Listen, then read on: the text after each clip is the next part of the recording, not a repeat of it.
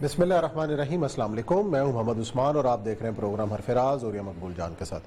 ناظرین، آج حکومت پاکستان نے بھارت کے ساتھ باقاعدہ تجارت کی منظوری دی ہے۔ پہلے مرحلے میں چینی درآمد کرنے کی اجازت دی گئی ہے اور اگلے مرحلے میں کپاس لائی جائے گی۔ کیا سوال یہاں پیش کیے سامنے آتا ہے کہ کیا ہمارے بھارت کے ساتھ تمام تصفیات جو معاملات ہیں وہ طے ہو چکے ہیں؟ مسئلہ کشمیر کی موجودگی کے اندر پہلے یہ کہا جاتا تھا جب تک مسئلہ کشمیر حل نہیں ہوتا ہم تجارت کو پیچھے رکھیں گے، لیکن لگتا یہ ہے کہ معاملات آگے کی طرف بڑھ رہے ہیں اور حکومت یہ کیوں کرنے پر مجبور ہوئی؟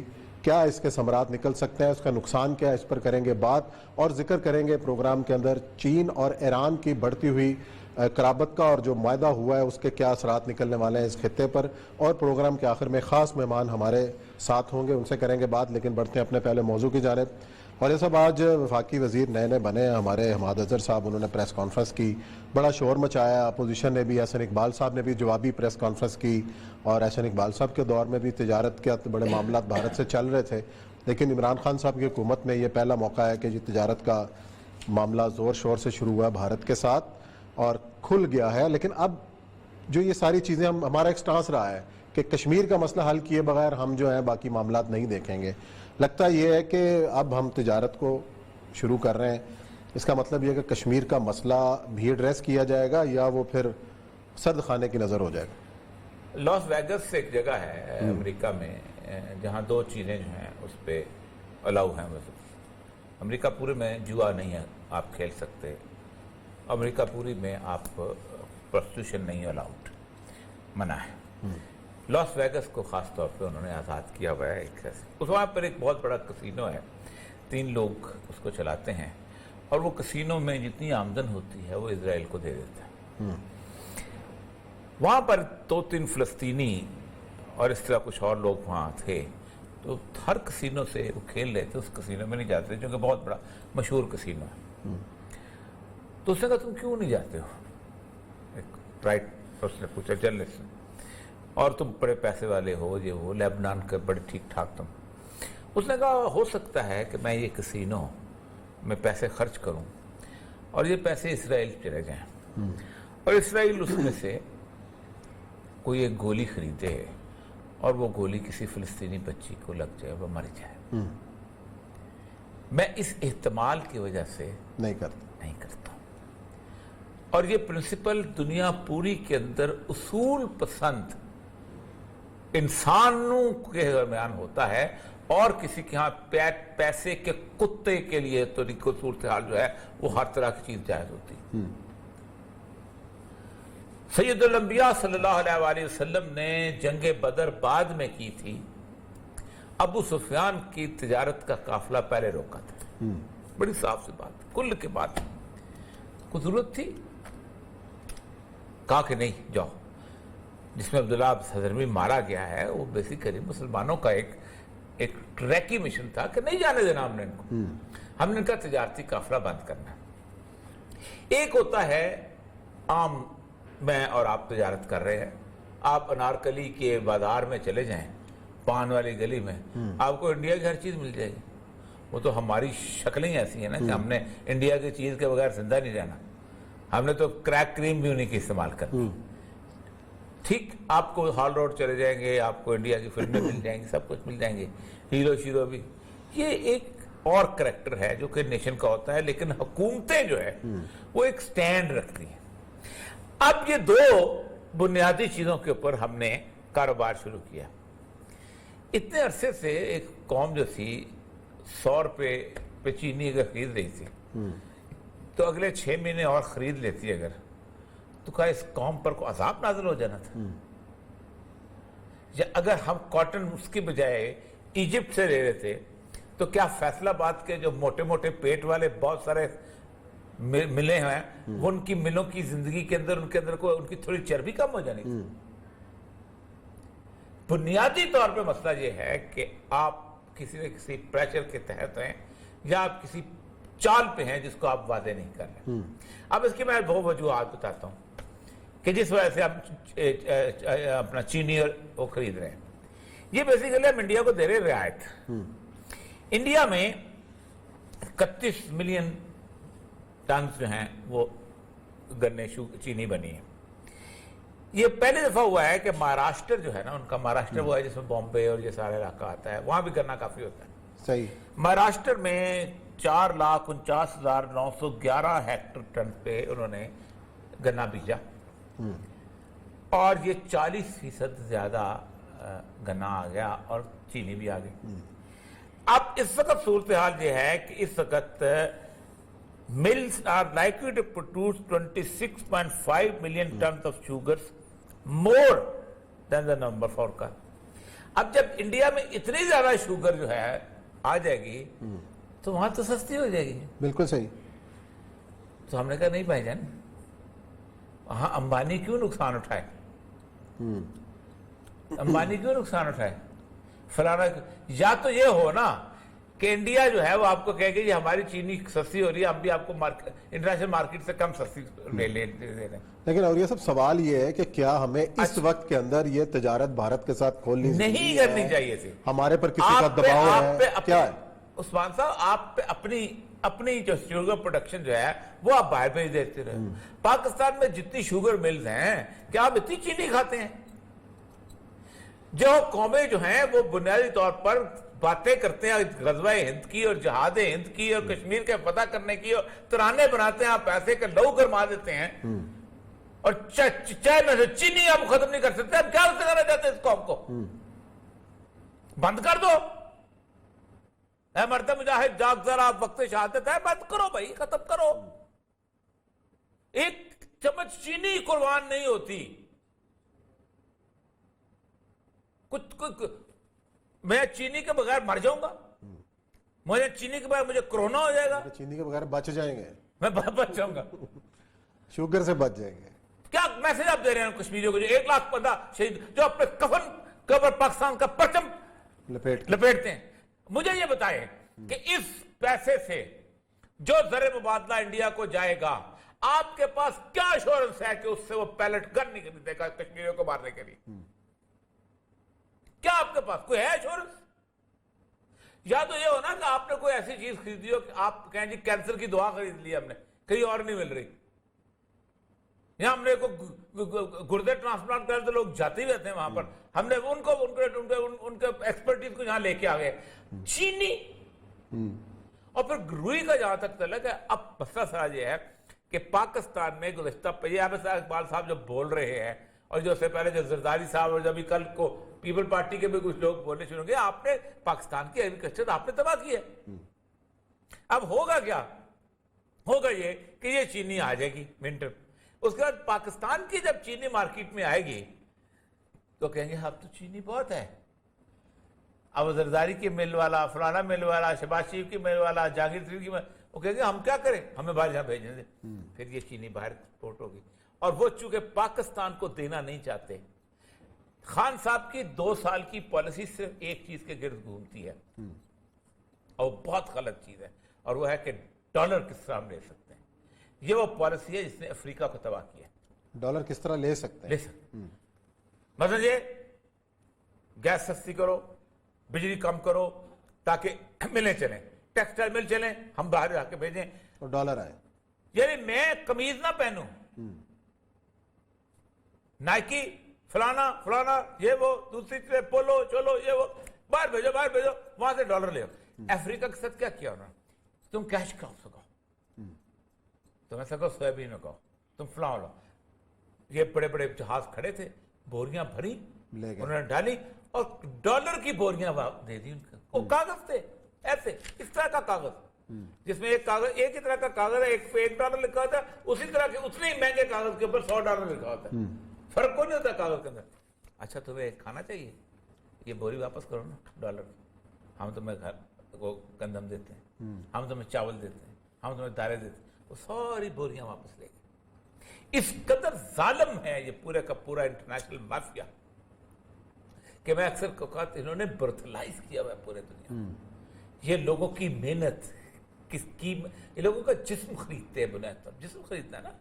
کہاں پہ چاول کی بھوری جو ہے قدر بچی ہوئی ہے، آپ نے اس کو اٹھائی ہے، سٹور کیا اور باہر بھیجی.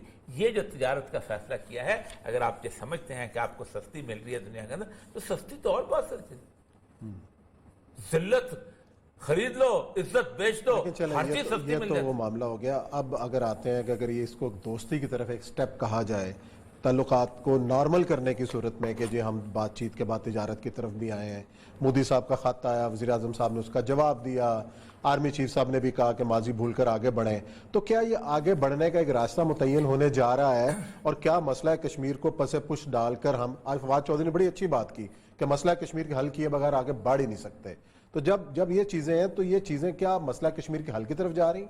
عثمان صاحب، میری نسل جو تھی نا، جو اس کی 60 سال کے اوپر عمر ہو گئی ہے، اس نے پاکستان بنتے تو نہیں دیکھا، لیکن ان کے ماں باپ نے پاکستان بنتے دیکھا تھا. بالکل ایسا.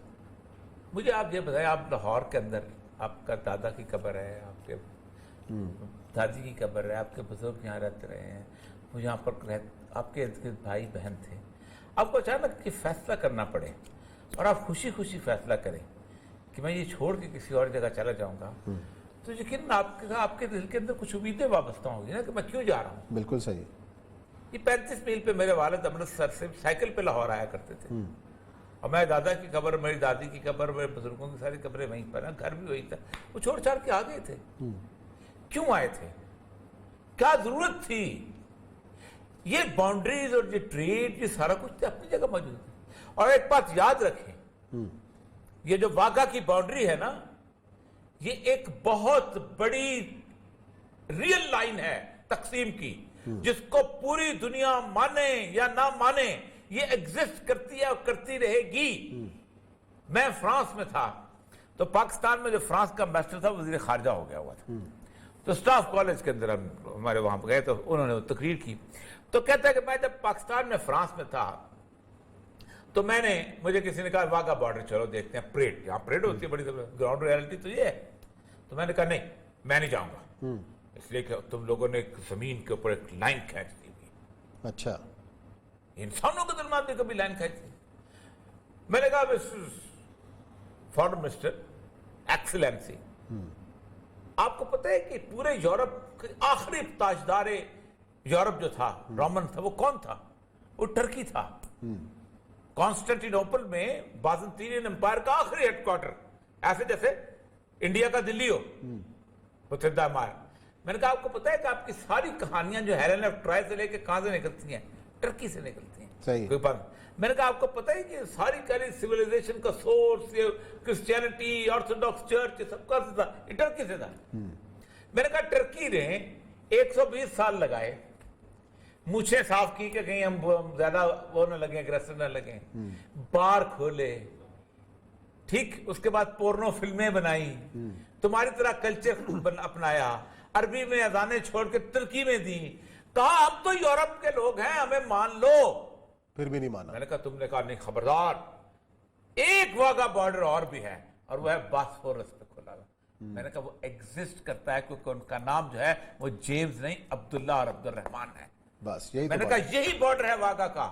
یہ چینی آئے یا کپاس آئے، پاکستان کا یہ بارڈر جو ہے نا، جس نے بھی خواہش کیا فل کرنے کی، وہ اس دنیا سے چلا گیا ہے. اس لکیر کو مٹ جانا چاہیے. چلیں جی ناظرین، بریک لیتے ہیں، بریک کے بعد آئیں گے اور ذکر کریں گے کچھ انٹرنیشنل ڈیولپمنٹس کا، خاص طور پہ چین اور ایران کے جو تعلقات ہیں اس کے اس ریجن کے اوپر کیا اثرات ہونے والے ہیں.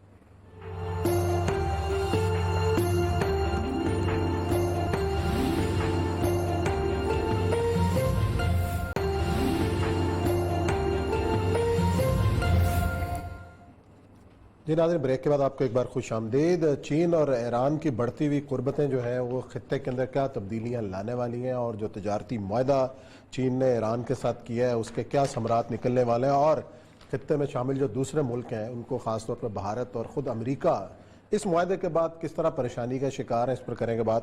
اور یہ سب چین کی ہمیشہ سے کوشش رہی ہے سی پیک کے اندر جو ہے باقی ممالک بھی ساتھ دیں، اور اب پاکستان کے بعد ایران کا اس منصوبے کے ساتھ جڑنا اور چین کی ہیوی انویسٹمنٹ جو ہے وہ کیا دیکھیں، کل سی ہم پیک نے کے پوری مستقبل تفصیل سے بات ہم نہیں کر سکے، وقت کم تھا. مشاہد حسین صاحب آپ کو جا رہے کہ اس کو تھوڑی سی بات کر رہے تھے اس حوالے سے، جو فری زکریہ والے حوالے سے. اصل مسئلہ یہ ہے کہ آج سے تقریباً 10-12 دن پہلے 19 مارچ کو اس میں اپنا امریکہ کے جو شہر ہے اس میں ایک بہت بڑی کانفرنس ہوئی ہے، اس میں 4 لوگ شریک تھے. ایک تھا امریکن وزیر خارجہ جو اینٹنی بلنکن تھا، صحیح ہے. اس کے بعد ان کا جو قومی سلامتی کا مشیر ہوتا ہے سیکورٹی ایڈوائزر جیک سلیوین تھا، اور چائنا کا ایک سب سے بڑا ان کا بندہ ہوتا ہے جو پولٹ بیورو میں فورن آفس کا ہیڈ ہوتا ہے، ینگ جیچی یہ تھا، اور ایک ان کا فورن منسٹر تھا. اچھا، یہ کانفرنس جو تھی جب شروع ہوئی، بہت سال بات ہے، الاسکا کی کانفرنس کہتے ہیں اس کو، الاسکا بہت ٹھنڈی سی جگہ ہے. تو اس کانفرنس کے اندر 2 منٹ کے لیے اس کو ملا ہوسٹ برنکن. تو برنکن نے آغاز کرتے ہی اس نے کہا کہ بنیادی طور پر آج ہمیں بہت ساری گفتگو کرنی ہے، اور جس میں سے پہلی بات یہ ہے کہ بہت کنسرن ہے اوگر کا، کہ جن کے ساتھ چائنا جو ہے وہ بہت سیاسی کر رہا ہے، اور ہم نے اس کے بارے میں کوئی اور زیادہ بات نہیں کی. ایک تو اس نے یہ بات کی.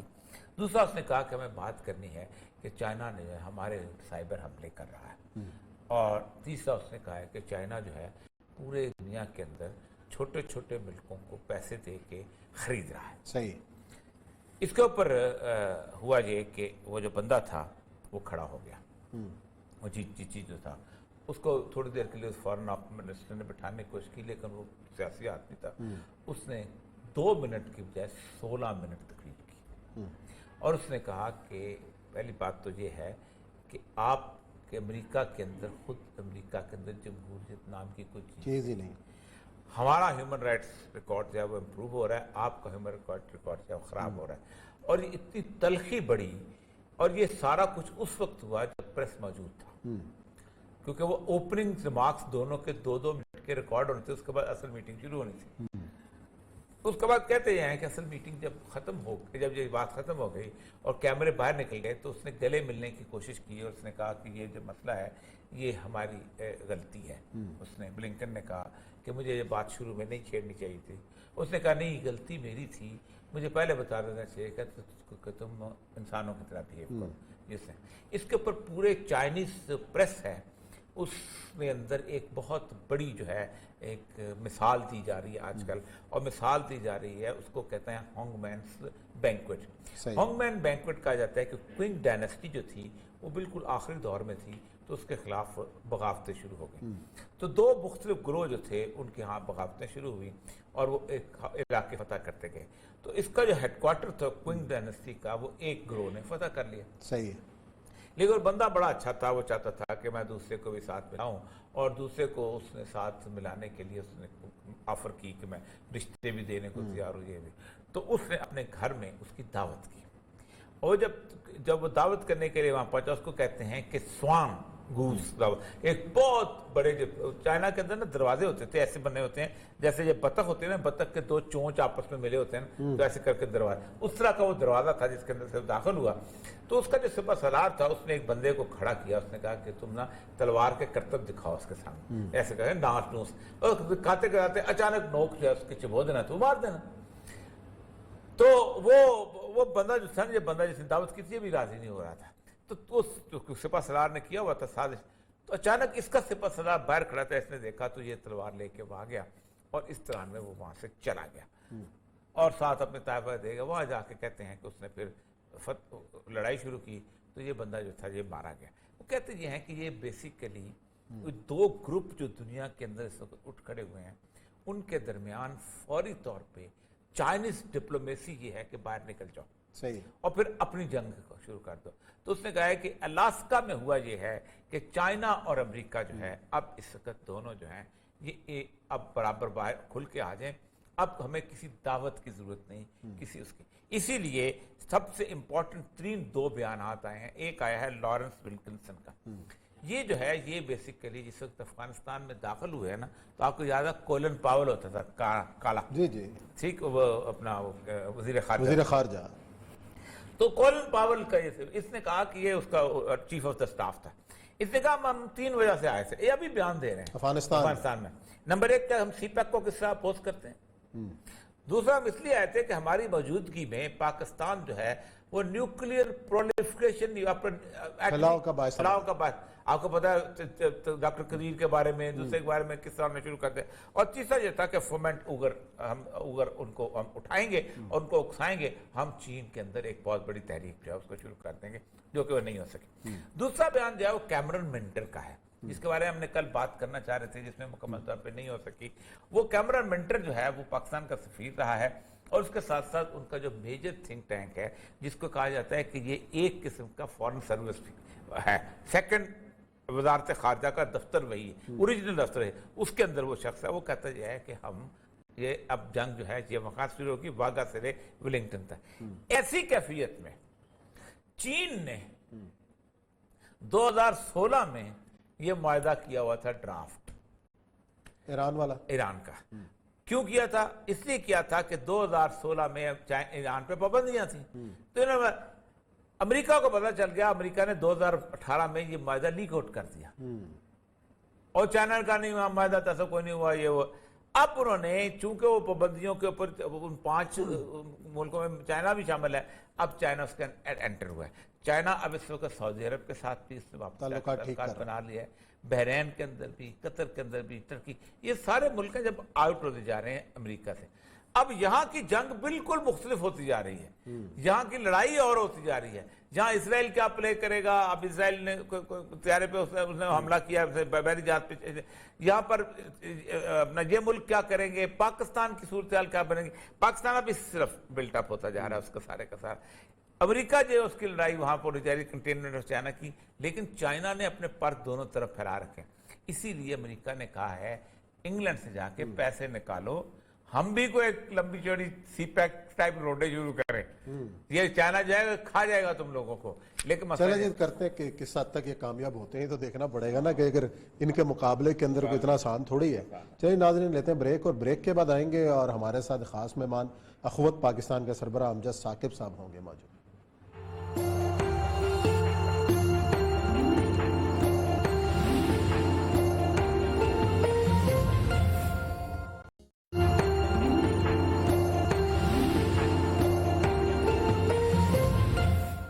بریک کے بعد حرف راز میں آپ کو خوش آمدید کہتے ہیں۔ ہمیں جوائن کیا ہے اخوت پاکستان کے سربراہ ڈاکٹر امجد ثاقب صاحب نے۔ السلام علیکم ڈاکٹر صاحب۔ جی وعلیکم السلام ڈاکٹر صاحب آپ کو پروگرام میں خوش آمدید کہتے ہیں۔ یہ بتائیے گا کہ رمضان المبارک کی آمد ہے، اور ظاہر ہے رمضان کا وہ مہینہ ہے کہ ہماری پاکستانی قوم بلکہ پوری دنیا میں بسے مسلمان اس مہینے میں خاص طور پر اثار کا بڑا مظاہرہ کرتے ہیں، اور اخوت کے جتنے پروجیکٹ چل رہے ہیں، اور اس وقت تک میرا خیال ہے لاکھوں لوگ اس سے مستفید ہو بھی رہے ہیں۔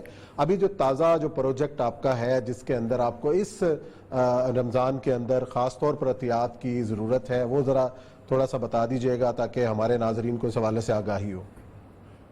جی تھینک یو ویری مچ جی، پہلے تو میں مشکور ہوں آپ کا، آپ نے مجھے مدعو کیا، اور پھر دوسرا ظاہرہ رمضان المبارک کے مبارک مہینے کی آپ کو بھی مبارکباد، آنے والے دنوں کی، اور یہ مقبول صاحب کو بھی، اور پورے آپ کے سننے والوں کو، آپ کے ناظرین کو بھی، پورے اہل اسلام کو بھی۔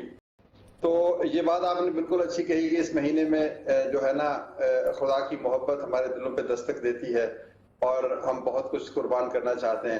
تو کاش کہ ہمارا یہ جذبہ ہر معاملے میں آ جائے۔ پیسہ دینا ایک اور چیز ہے، لیکن دیانتداری بھی تو ایک چیز ہے، پورا تولنا بھی تو ایک چیز ہے، کسی طرح کی ذخیرہ اندوزی نہ کرنا، کسی طرح کی ملاوٹ نہ کرنا، کسی سے وعدہ خلافی نہ کرنا، لوگوں کی عزت کرنا، دل نہ توڑنا، جو بنیادی اخلاقی اصول ہیں۔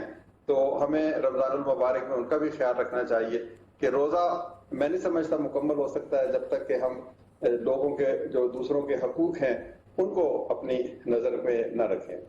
تو دوسرا میں آپ کی توسط سے مجھے بڑی خوشی ہے کہ میں یہ شیئر کروں کہ اخوت نے الحمدللہ حکومت کی تعاون سے وزیر اعظم لو کاسٹ ہاؤسنگ میں سب سے ایک مثالی اور نمایاں کردار ادا کیا ہے۔